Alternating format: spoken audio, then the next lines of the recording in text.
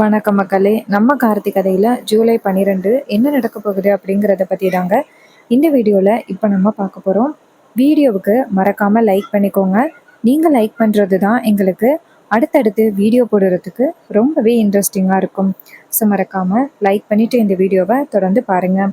என்ன நடக்குது அப்படின்னு பார்த்துக்கிட்டிங்கன்னா, அந்த டாக்டரோட பொண்ணு வந்துட்டு நேராக வீட்டுக்கு வராங்க. அப்போ ரோஹிணி வீட்டில் உட்காந்துருக்காங்க.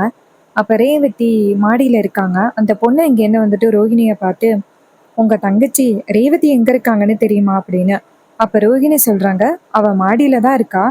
நீ யாருமா அப்படின்னு அந்த பொண்ணு சொல்கிறாங்க, நான் டாக்டரோட பொண்ணு. ரேவதிக்கு ட்ரீட்மெண்ட் பண்ணாங்கல்ல, எங்கள் அம்மா வந்துட்டு ரேவதியை பார்த்துட்டு வர சொன்னாங்க, அதான் வந்திருக்கேன் அப்படின்னு. ரோஹிணியும் சரி, அவள் மாடியில் தான் இருக்கா, போய் பாரு அப்படின்னு. அதே நேரத்தில் அந்த பொண்ணு மாடிக்கு போகிறத ஈஸ்வரி பார்க்குறாங்க. அந்த பொண்ணு யாரு அப்படின்ட்டு நேராக ரோஹிணி கிட்ட போயிட்டு, யாரோ அப்போ வந்தாங்களே அவங்க யாரு அப்படின்னு கேட்க, ரோஹிணி சொல்றாங்க, அம்மா அவங்க டாக்டரோட பொண்ணாம்மா. டாக்டர் வந்துட்டு ரேவதியை பார்த்துட்டு வர சொன்னாங்களாம், அதான் அந்த பொண்ணு வந்திருக்காங்க அப்படின்னு.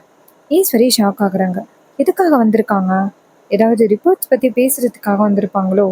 சரி, டாக்டரே சொல்லியிருக்காங்க பழைய விஷயங்கள் எதுவுமே அவளுக்கு இப்போதைக்கு ஞாபகப்படுத்தக்கூடாது அப்படின்னு. ஸோ கண்டிப்பாக வந்துட்டு ஞாபகப்படுத்த மாட்டாங்க அப்படின்னு ஈஸ்வரி நேராக மாடிக்கு வராங்க. அதே நேரத்தில் அந்த பொண்ணு வந்துட்டு நேராக ரேவதியை பார்த்து, மேடம் உங்ககிட்ட ரொம்ப பெரிய உண்மை சொல்லணும் அப்படின்னு. ரேவதி சொல்கிறாங்க, என்னாச்சு அப்படின்னு. இந்த பொண்ணு சொல்கிறாங்க, இங்கே பாருங்க, உங்களுக்கும் கார்த்திக் சாருக்கும் கல்யாணம் ஆகியிருக்கு. உங்களுக்கு கடந்த 3 வருஷத்துல உள்ள எல்லாமே மறந்து போயிடுச்சு அப்படின்னு. இதை கேட்டதும் ரேவதிக்கு ரொம்பவே ஷாக் ஆகுது. என்ன சொல்றீங்க? இந்த 3 வருஷத்துல உள்ள எந்த விஷயமும் எனக்கு ஞாபகம் இல்லையோ. நீங்க சொல்றது என்னால கொஞ்சம் கூட நம்பவே முடியல. அதுக்கு அந்த பொண்ணு சொல்றாங்க, ஆமா, கடந்த 3 வருஷத்துல உங்களுக்கு கல்யாணம் ஆகியிருக்கு. பாட்டி கூட நீங்க பேசியிருக்கீங்க, இது மாதிரி அவரோட அம்மாவை இழந்திருக்காங்க அப்படின்னு. இதையெல்லாம் கேட்டதும் ரொம்பவே ஷாக் ஆகுறாங்க ரேவதி. இவ்வளோ பெரிய விஷயங்கள் நடந்திருக்கு, எனக்கு எதுவுமே தெரியவே இல்லையே அப்படின்னு. அதுக்கு அந்த பொண்ணு சொல்றாங்க, ஆமா, கடந்த 3 வருஷத்துல உள்ள எல்லா விஷயமும் உங்களுக்கு மறந்து போச்சு. கார்த்தி வந்துட்டு உங்க கழுத்துல தாலியே கட்டியிருக்காரு. உங்களுக்கு விபத்து நடந்ததுனால அது எதுவுமே ஞாபகத்துல இல்லை. இதை வந்துட்டு உங்க வீட்டில் உள்ளவங்க பயன்படுத்தி உங்களுக்கு 2வது கல்யாணம் பண்றதுக்கு முயற்சி பண்ணியிருக்காங்க. அதே நேரத்துல ஈஸ்வரி இதையெல்லாம் கேட்டுட்டு அதிர்ச்சி ஆகுறாங்க. நேரா அங்கேருந்து மாடிக்கு வராங்க. மாடிக்கு வந்ததோட ரேவதி நேரா அவங்க அம்மாவை பார்த்து, அம்மா இவங்க சொல்றது எல்லாமே உண்மையாம்மா, என்னால் நம்பவே முடியலம்மா, சொல்லுங்கம்மா அப்படின்னு சொல்லி கேட்க, அதுக்கு ஈஸ்வரி சொல்கிறாங்க, இங்கே பாரு, அந்த பொண்ணு சொல்கிறது எதுவுமே உண்மை இல்லை. இங்கே பாருமா, எதுக்கு நீ தேவையில்லாமல் வந்து இதெல்லாம் சொல்லிக்கிட்டு இருக்க? இங்கே பாரு, நீ வீட்டுக்கு போ அப்படின்னு. அந்த பொண்ணு சொல்கிறாங்க, இங்கே பாருங்க மேடம், நான் உண்மையை சொல்லணும் அப்படிங்கிறதுக்காக தான் நான் இவ்வளோ தூரம் வந்திருக்கேன். இங்கே பாருங்க, ஏன் நீங்கள் ரேவதி கிட்ட நீங்கள் உண்மையை மறைக்கிறீங்க? இங்கே பாருங்க, அவங்கக்கிட்ட வந்துட்டு நீங்கள் உண்மையை மறைக்கிறது ரொம்ப தப்பு. அவங்க கிட்ட உண்மையை சொல்றதுனால அவங்களுக்கு எந்தவித ஆபத்தும் வரப்போறதில்ல. அவங்க 2 பேரும் ரொம்ப பாசமாகவும் ரொம்ப பிரியத்தோடையும் இருந்தவங்க. தயவு செஞ்சு அவங்க 2 பேருமே பிரிச்சிடாதீங்க அப்படின்னு சொல்லி பேச, ஈஸ்வரி அந்த பொண்ணை பார்த்து, நீ தேவையில்லாத வேலையை பண்ணிக்கிட்டு இருக்க, கிளம்பு அப்படின்னு சொல்ல, அந்த பொண்ணு வந்துட்டு நேராக ரேவதியை பார்த்து, இங்கே பாருங்க மேடம், நான் சொன்னது எல்லாமே முழுக்க முழுக்க உண்மை. தயவு செஞ்சு நீங்கள் வந்துட்டு உங்கள் கார்த்திகிட்டேருந்து பிரிஞ்சிடாதீங்க.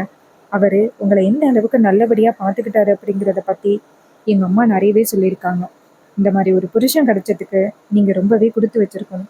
தயவு செஞ்சு உங்கள் அம்மா இப்படி சொல்கிறாங்க அப்படிங்கிறதுக்காக நீங்கள் அவரை விட்டு பிரிஞ்சிடாதீங்க அப்படின்னு. இதை கேட்டதும் ரொம்பவே ஷாக் ஆகுறாங்க நம்ம ரேவதி. அப்போ ஈஸ்வரி என்ன பண்ணுறாங்கன்னா, நேராக அந்த இடத்துலேருந்து நேராக அந்த பொண்ணை பார்த்து, ஏய் நீ இப்போ போக போறியா இல்லையா? நீ மட்டும் இப்போ போகலை அப்படின்னா அவ்வளோதான் உடனே அப்படின்ட்டு. உடனே அந்த பொண்ணும் அந்த இடத்துலேருந்து கிளம்புறாங்க. அப்போது ரேவதி நேராக அவங்க அம்மாவை பார்த்து, அம்மா அந்த பொண்ணு சொல்லிட்டு போனது எல்லாமே உண்மையா? எனக்கு கல்யாணம் ஆனது உண்மையா? ஏம்மா வந்துட்டு போய் சொல்கிறீங்க? உண்மையை சொல்லுங்கம்மா அப்படின்னு கேட்க, அதுக்கு ஈஸ்வரி சொல்கிறாங்க, இங்கே பாருடி, நான் சொல்கிறத தான் நீ கேட்கணும். அவள் சொல்கிற மாதிரியெல்லாம் எதுவும் நடக்கலை அப்படின்னு. ரேவதி சொல்கிறாங்க, இல்லைம்மா, நான் வீட்டில் உள்ள எல்லாருக்கிட்டையும் கேட்க போகிறேன் அப்படின்னு. ரேவதி கோவமா இங்கேருந்து வந்துட்டு, அக்கா, மாமா, சுவாதி எல்லாரும் எங்கே இருக்கீங்க? சீக்கிரம் வாங்க அப்படின்னு சொல்ல, எல்லாரும் அந்த இடத்துக்கு வராங்க. அவங்க எல்லாரும் வந்ததும் ரேவதி கேட்குறாங்க, இங்கே பாருங்க, உங்க எல்லாருக்கிட்டையும் நான் ரொம்ப முக்கியமான ஒரு விஷயம் கேட்க போகிறேன்.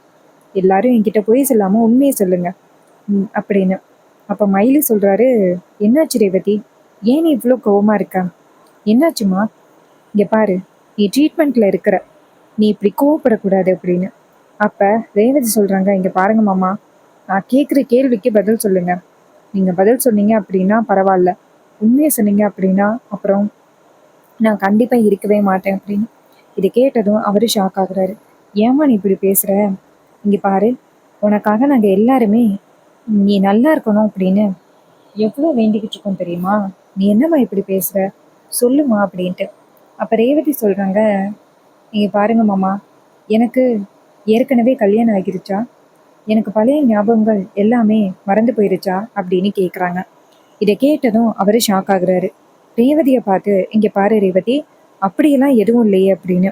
ரேவதி சொல்கிறாங்க, இங்கே பாருங்க மாமா, கொஞ்ச நேரத்துக்கு முன்னாடி என் ஃப்ரெண்ட் ஒருத்தி என்கிட்ட எல்லா விஷயத்தையுமே சொல்லிட்டு போயிட்டா. அம்மாட்ட கேட்டா அம்மா சரியா பதில் சொல்ல மாட்டேங்கிறாங்க.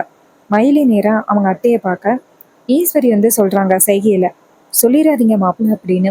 அப்ப மயிலு வந்துட்டு நேரா ஈஸ்வரி சொன்னதை கேட்டுட்டு ரேவதியை பார்த்து, இங்க பாரு ரேவதி, அப்படியெல்லாம் எதுவுமே இல்லை, இவங்க எல்லாம் சொல்றாங்க அப்படின்ட்டு நீ அப்படியெல்லாம் நினைக்காத, அப்படியா இருந்தா நாங்க சொல்லிடுவோம்ல அப்படின்னு. அப்போ ரேவதி சொல்றாங்க, மாமா எனக்கு இப்போ உண்மை தெரிஞ்சே ஆகணும். இப்போ நீங்க யாரும் உண்மையை சொல்லலை அப்படின்னா நான் கண்டிப்பா இருக்க மாட்டேன் அப்படின்னு. இதை கேட்டதும் ரொம்பவே ஷாக் ஆகுறாங்க. என்ன ரேவதி இப்படி சொல்ற? அப்போ ரோகிணி சொல்றாங்க, ரேவதி அப்படி எதுவும் தப்பான முடிவு எடுத்துறாத, உன்கிட்ட நாங்க உண்மையை சொல்றோம் ரேவதி. ஆமா ரேவதி, உனக்கு கல்யாணம் ஆனது உண்மைதான், கார்த்தி கூட உனக்கு கல்யாணம் ஆகிருச்சு அப்படின்னு. இதை கேட்டதும் ரொம்பவே அதிர்ச்சி ஆகுறாங்க ரேவதி. என்னக்கா சொல்ற? எனக்கும் கார்த்திக் மாமாவுக்கும் கல்யாணம் ஆகிருச்சா? அப்புறம் ஏன்க்கா என்கிட்ட இத்தனை நாளும் பொய் சொன்னீங்க அப்படின்னு. அதுக்கு அவங்க சொல்றாங்க, இங்க பாரு, பொய் சொன்னது தப்பு தான், இல்லைன்னு சொல்லலை. ஆனா உனக்கு வந்துட்டு பழைய ஞாபகங்களை சொல்றதுனால உனக்கு ரொம்ப பெரிய பிரச்சனை வரும் அப்படின்னு டாக்டர் எல்லாருமே எங்களை ரொம்பவே பயமுறுத்திட்டாங்க. அதனால தான் உங்ககிட்ட நாங்கள் உண்மையை சொல்லாமல் இருந்தோம், என்னை மன்னிச்சிருடி அப்படின்னு. அதுக்கு ரேவதி சொல்கிறாங்க, அக்கா அதுக்காக நீங்கள் இப்படிப்பட்ட ஒரு பொய் சொல்லுவீங்களா? ஏன்க்கா என்னை பற்றி யாருக்குமே வந்துட்டு கவலையே இல்லையாக்கா? ஏன்க்கா இப்படி பண்ணுறீங்க அப்படின்னு. அதுக்கு ரோகிணி சொல்கிறாங்க, இல்லை ரேவதி, உனக்கு வந்துட்டு ஏதாவது ஆகிருச்சுன்னா நாங்கள் என்ன பண்ணுவோம்? உண்மையை சொன்னதுனால அதாண்டி நாங்கள் உண்மையை சொல்லாமல் இருந்தோம். நாங்கள் பண்ணது எல்லாமே தப்பு தாண்டி, இல்லைன்னு சொல்லலை. ஆனால் உனக்கு ஏதாவது ஆகிருச்சுன்னா அப்படின்னா எங்கள் யாராலையுமே தாங்கிக்க முடியாது. உங்ககிட்ட உண்மையை சொல்கிறோம் அப்படின்னு சொல்லி அதுவே உனக்கு ஒரு பிரச்சனை ஆகிட்டேன்னா என்ன பண்ணுறது? அதாண்டி உண்மையை சொல்லலை, என்னை மன்னிச்சிடுடி அப்படின்னு. அதுக்கு ரேவதி சொல்கிறாங்க, இங்கே பாருக்கா, கொஞ்ச நேரத்துக்கு முன்னாடி டாக்டரோட பொண்ணு வந்துட்டு என்கிட்ட எல்லா உண்மையும் சொல்லிட்டு போயிட்டாங்க. நீங்கள் எல்லாருமே என்கிட்டேருந்து சேர்ந்து மறைச்சிருக்கீங்க. இதுக்கப்புறமும் நான் இந்த வீட்டில் ஏன் இருக்கணும் அப்படின்னு. அப்போ ஈஸ்வரி சொல்கிறாங்க, ரேவதி உன்னோட நல்லதுக்காக தான் வந்துட்டு நான் வந்து பொய் சொன்னேன், என்னை மன்னிச்சிரு, நான் பண்ணது எல்லாமே தப்பு தான். ஆனால் ஒன்று நல்லா கேட்டுக்க, அந்த கார்த்திக் கண்டிப்பாக உன்னை நல்லபடியாக பார்த்துக்க மாட்டான், அவனால் நீ கஷ்டம்தான் படுவ, நீ தேவையில்லாமல் வந்துட்டு வேண்டாண்டி, அவன் வந்து உனக்கு நல்லவனா இருக்கவே மாட்டான், அதனால தான் கூட 2 பேருக்கும் விவாகரத்து கூட ஏற்பாடு பண்ணேன். ரேவதி சொல்கிறாங்க, அம்மா போதும் நிப்பாட்டுங்க, கண்டிப்பாக மாமா கெட்டவராக இருக்கிறதுக்கு வாய்ப்பே இல்லை, நீங்கள் தான் அப்படி நினச்சிக்கிட்டு இருக்கீங்க. மாமா எந்த அளவுக்கு நல்லவர் அப்படிங்கிறது எனக்கு நல்லாவே தெரியும். தேவையில்லாமல் வந்துட்டு நீங்கள் தப்பாக பேசாதீங்கம்மா அப்படின்னு சொல்லிட்டு பேசுகிறாங்க. இதை கேட்டதும் ரொம்பவே ஷாக் ஆகுறாங்க ஈஸ்வரி. அப்போ ரேவதி சொல்கிறாங்க, நான் இப்போவே மாமாவுக்கு ஃபோன் பண்ணி நான் வீட்டுக்கு கிளம்ப போகிறேன் அப்படின்னு சொல்லிட்டு நேராக நம்ம ஹீரோவுக்கு ஃபோன் பண்ணுறாங்க. நம்ம ஹீரோ வந்துட்டு ஃபோன் அட்டன் பண்ணி, ஹலோ சொல்லு ரேவதி அப்படின்னு. ரேவதி சொல்கிறாங்க, மாமா நான் ரேவதி பேசுகிறேன், இது மாதிரி ஏன் மாமா என்கிட்ட எந்த உண்மையும் சொல்லாமல் இருந்தீங்க? என்கிட்ட உண்மையை சொல்லியிருக்கலாம்ல, நம்ம 2 பேருக்கும் நடந்த கல்யாணத்தை பற்றி சொல்லியிருக்கலாம்ல, ஏன் மாமா என்கிட்ட நீங்கள் வந்துட்டு உண்மையை சொல்லலை? என் மேலே உங்களுக்கு அந்த அளவுக்கு கோவமா மாமா அப்படின்னு கேட்குறாங்க. இதை கேட்டதும் நம்ம ஹீரோ ஷாக் ஆகுறாரு. என்ன ரேவதி சொல்கிற? உனக்கு எப்படி பழைய ஞாபகங்கள் எல்லாமே தெரியும்? ரேவதி சொல்கிறாங்க, இங்கே பாருங்க, நேற்று நீங்கள் டாக்டரோட பொண்ணை காப்பாற்றுனீங்கல்ல, டாக்டர் குற்ற உணர்ச்சியால் அவங்க பொண்ணுக்கிட்ட எல்லா விஷயத்தையும் சொல்லி என்கிட்ட சொல்லிட்டாங்க. அந்த பொண்ணு வந்து என்கிட்ட எல்லா விஷயத்தையுமே சொல்லிட்டாங்க. அதனால தான் நடந்தது எல்லாமே தெரியும். அம்மாவும் என்கிட்ட இவ்வளோ பெரிய போய் சொல்லியிருக்காங்க.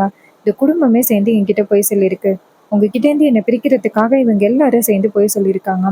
இதுக்கப்புறமும் நான் இந்த வீட்டில் இருக்கணும் அப்படின்னு எனக்கு துளி அளவு கூட ஆசையே இல்லை. என்னை நீங்கள் வீட்டுக்கு கூட்டிகிட்டு போங்க மாமா அப்படின்னு சொன்னதும் நம்ம ஹீரோ ரொம்பவே ஷாக் ஆகுறாரு. என்னடா இது ரேவதி இப்படி சொல்கிறாளே அப்படின்னு ஹீரோ ரொம்பவே ஷாக் ஆகுறாரு. அப்போ ஹீரோ வந்துட்டு என்னாச்சோ ஏதாச்சோ அப்படின்ட்டு நேரா ரேவதியோட வீட்டுக்கு கிளம்புறாரு. ஹீரோ நேரா ரேவதியோட வீட்டுக்கு வர ஹீரோவை பார்த்ததும் ரேவதி ஓடி போய் ஹீரோவை ஈஸ்வரியோட கண்ணு முன்னாடியே ஹக் பண்றாங்க. இதை பார்த்துட்டு ஈஸ்வரி ரொம்பவே அதிர்ச்சி ஆகுறாங்க. ரேவதி கேட்குறாங்க, என்னம்மா பார்க்குற? என்னோட ஹஸ்பண்டை ஹக் பண்ணுறதுக்கு கூட எனக்கு உரிமை இல்லையா அப்படின்னு. ஹீரோ இதை கேட்டதும் அதிர்ச்சி ஆகுறாரு. ரேவதி ஹீரோவை பார்த்து, என்ன பார்க்குறீங்க? எனக்கு இந்த உண்மை தெரிஞ்சிருச்சு அப்படின்னு பார்க்குறீங்களா? நீங்கள் ஏன் என்கிட்ட இந்த விஷயத்தை பற்றி சொல்லவே இல்லை? என்கிட்ட சொல்லியிருக்கலாம்ல முன்னாடியே. அப்போ ஹீரோ வந்துட்டு நேராக ரோகிணியை பார்க்க, ரோகிணி சொல்கிறாங்க, இது மாதிரி ரேவதிக்கு எல்லா உண்மையும் தெரிஞ்சு போச்சு அப்படின்னு. இதை கேட்டதும் ஹீரோ ஷாக் ஆகுறாரு. அப்போ நம்ம ஹீரோயின் சொல்கிறாங்க, என்னங்க இந்த உண்மை எனக்கு கடைசி வரைக்கும் தெரியாது அப்படின்னு நினச்சிட்டு இருந்தீங்களா? இந்த உண்மை எனக்கு தெரிஞ்சு போச்சு. நீங்கள் பாருங்க, அம்மா என்கிட்ட இவ்வளோ பெரிய பொய் சொல்லியிருக்காங்க.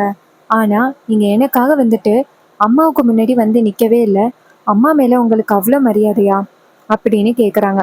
அப்போ ஹீரோ சொல்கிறாரு, இங்கே பாரு ரேவதி, உனக்கு வந்துட்டு பழைய ஞாபகங்கள் வந்துச்சு அப்படின்னா அதுவே உனக்கு பெரிய பிரச்சனை ஆகிரும் அப்படின்னு வந்துட்டு டாக்டர்ஸ் வந்துட்டு என்னை எச்சரிச்சாங்க. அதனால தான் நான் எந்த உண்மையும் உன்கிட்ட சொல்லாமல் இருந்தேன். அப்போ ரேவதி சொல்கிறாங்க, எப்படிங்க தொட்டு தாலி கட்டியிருக்கீங்க? எப்படிங்க வந்துட்டு என்னை விட்டு கொடுத்தீங்க? எவனோ ஒருத்தனுக்கு என்னை கல்யாணம் பண்ணி வைக்கிறதுக்கு அம்மா முடிவு பண்ணாங்க. அப்பயாவது நீங்கள் அத்தனை பேருக்கு முன்னாடி வந்துட்டு இந்த கல்யாணத்தை நிப்பாட்டுங்க அப்படின்னு சொல்லியிருக்கலாம்ல. அதை விட்டுட்டு நீங்கள் இப்படி பேசினது கொஞ்சம் கூட சரியில்லை அப்படின்னு. இதை கேட்டதும் நம்ம ஹீரோ சொல்கிறாரு, இங்கே பாரு ரேவதி, உனக்கு வந்துட்டு இந்த மாதிரி பழைய ஞாபகங்கள் வந்தா உயிருக்கு பிரச்சனை அப்படின்னு டாக்டர் எச்சரிச்சாங்க. நீ வேணா வீட்டில் உள்ள எல்லார்கிட்டையுமே கேட்டுப்பாரு. அப்போ ரேவதி சொல்கிறாங்க, வீட்டில் உள்ள எல்லாருமே இந்த கல்யாணத்தை நிப்பாட்டுறதுக்காக தான் முயற்சி பண்ணாங்க.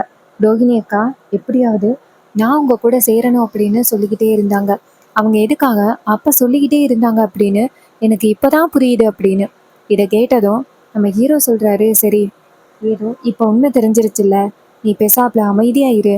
அப்போ ரேவதி சொல்கிறாங்க, இல்லைங்க, எனக்கு உண்மை தெரிஞ்ச பிறகு நான் எப்படி அமைதியாக இருப்பேன்? எனக்கு இந்த வீட்டில் இருக்கிறதுக்கு கொஞ்சம் கூட பிடிக்கவே இல்லை. என்னைய நீங்கள் அழைச்சிட்டு போங்க. இது ஒன்றும் என்னுடைய புகுந்த வீடு கிடையாது, பிறந்த வீடு தானே. நான் கிளம்புறேன் அப்படின்னு சொன்னதும் ரொம்பவே ஷாக் ஆகுறாங்க நம்ம ஹீரோ. என்ன ரேவதி இப்படி சொல்கிற? ரேவதி சொல்கிறாங்க, இல்லைங்க நான் கிளம்புறேன் அப்படின்னு சொன்னதும் நம்ம ஹீரோ வந்துட்டு ரொம்பவே அதிர்ச்சி ஆகுறாரு. ஈஸ்வரி சொல்கிறாங்க, ரேவதி என்ன பண்ணுற? உன் இஷ்டத்துக்கு நீ பாட்டுக்கு முடிவு பண்ணுற. அம்மா ஒருத்தி நான் இருக்கேன்னு என்கிட்டயெல்லாம் கேட்டு நீ முடிவு பண்ண மாட்டியா? உன் இஷ்டத்துக்கு நீ பாட்டுக்கு பேசிக்கிட்டு இருக்க. ரேவதி சொல்கிறாங்க, அம்மா போது நீ பாட்டுங்க. உங்களோட நடிப்பை நான் இதுக்கு மேலே நம்பவே முடியாது. நீங்கள் என்கிட்ட எவ்வளோ பெரிய பொய் சொல்லியிருக்கீங்க.